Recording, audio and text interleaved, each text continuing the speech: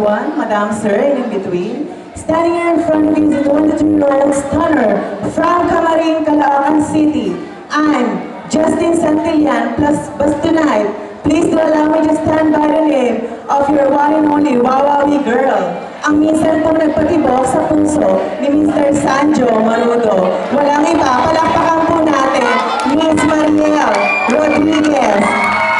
Na nag-iwan po ng mga kasabihan, ang pagiging bakla kailanman ay hindi naging masama sa mata ng Diyos at sa mata ng tao. Maliban na lang po kung siya na mismo ang gagawa ng sarili niya ay kasasama. Magandang gabi po.